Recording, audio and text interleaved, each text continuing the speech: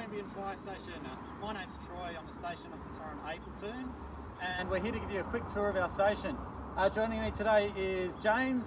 James, the retained firefighter here at Queanbeyan. He's going to help us walk around. We've also got Bronnie, our new camera person at the back. She's filming us through today, so if anything goes wrong, no blame at Bronnie. So, start off, where is Queanbeyan? Queanbeyan, we're located just outside the Australian Capital Territory, just outside of Queanbeyan. We're a mixed station, so we have both permanent firefighters and we have on-call firefighters. We have a total of 34 firefighters at the station, 20 of those being permanent firefighters and 14 on-call. So the way the on-call works, I'm going to pass over to Jim because Jim's one of our on-call firefighters. Cool. Thanks, Troy. So, as Troy said, we've got 4 or 5 firefighters each shift, 24 hours a day, 7 days a week. We've also got a number of retained firefighters that respond to the station when an emergency comes through. So, our phones are activated. We also issue pages that are activated when we turn up to the station, get dressed, get the turnout, and go to the incident from there. So, if you'd like to follow us in through this way, we'll go and have a look at what happens when an incident comes in. Come on in, follow me.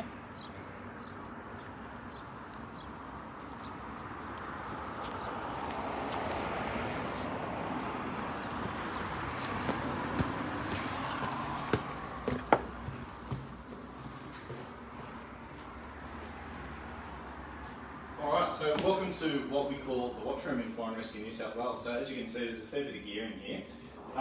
This piece of equipment over here is our Turnout System. So this receives a signal from our fire communications centre in either Newcastle or Sydney when we receive an incident call. And then all that information from here does two things. It sends some information to our little printer here, which I'll show you how it works in just a moment. And it also activates our RTAS system, which is our retained turnout alerting system. So as I was talking about before, when our pages and phones activate, they make a really loud noise in the middle of the night, and then we get up and come to the fire station. So we can't set the station tones off for you, but what we can do is we can show what happens when we get a call. So this will be the last call from 11:30 last night.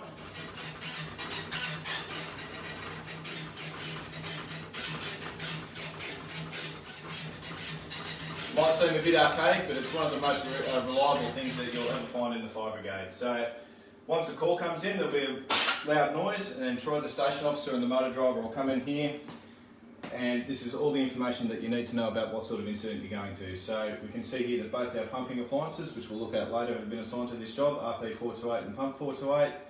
Location being Queanbeyan Courthouse, the address, any details that might have come through about the job, and some information here as well.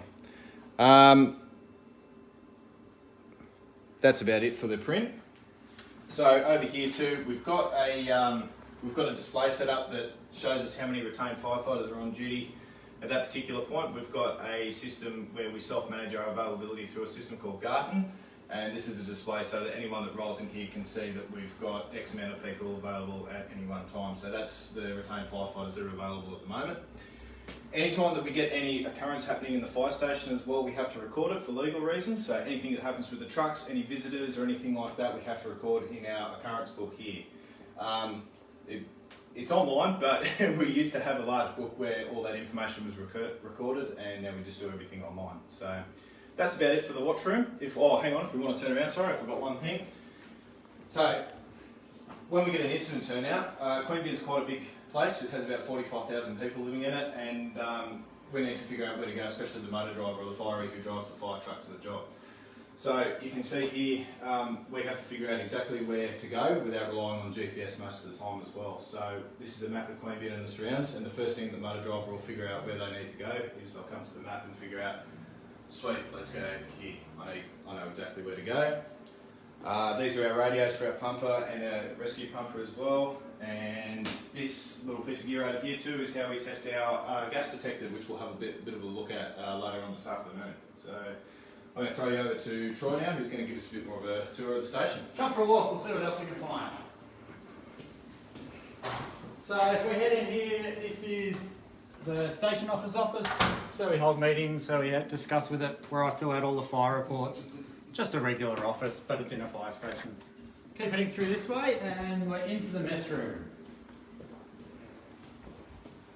So when you're on shift for a 24-hour shift, there's 4 of us that are here, sometimes 5, and we basically live together for 24 hours. So this is where we cook and this is where we eat. On a platoon, we share the cooking, so everyone gets a turn. One day it's my turn, one day it's Bronny's, one day it's the other crew's. Some of us are good cooks, some of us are not as good cooks. But in the end, we always have a good time, we always eat together. We're like a big family sometimes that we all eat together and we all sit down together. So this is our mess room. We'll head through a gym into our training room out the back. Head on out, Ron. Oh, come with us, guys. Okay, so one of the most important things that fireys need to do is they need to prepare for any sort of incident that they're going to come across. And it's not just fires we go to rescues, we go to hazardous materials, we go to assist ambos, assist police, anything that the public need to assist in. A platoon can confirm that we do in fact rescue lots of cats.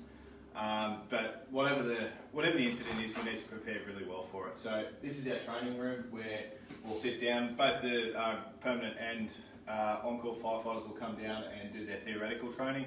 So as you can see, we've got some incident management stuff up on the board there that we've been training with, and also some maps that we've used from the recent bushfire season to sort of get an appreciation about map reading and the like. So we'll follow out with Troy now to the engine bay and have a look at our fire trucks. Come with me, this is the bit everyone's been looking forward. Fire trucks.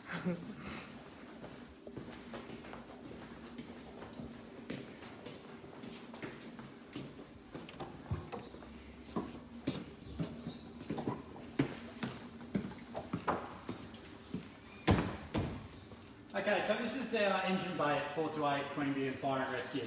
We're really lucky, we have 3 trucks at our station. The first truck over here we can see is the rescue pump. So the rescue pump is capable of handling fires, but it also carries extra gear for rescues. We're a primary rescue station, so we respond to the general land rescues within the Queanbeyan and Palarang area. It's a big area. Sometimes we go out halfway out to Braidwood, we can go towards Cooma, we can go towards Goulburn. So we cover a large area for our rescues. And when we're out there, we're helped a lot by our friends with the Rural Fire Service. So this is our rescue pump. It's got lots of gear on it. And it can go a long way from here to fight fires and rescues. At the back, we have our bushfire truck. This is a tanker is what we call it, but it's a bushfire truck. It's 4-wheel drive, it carries lots of water.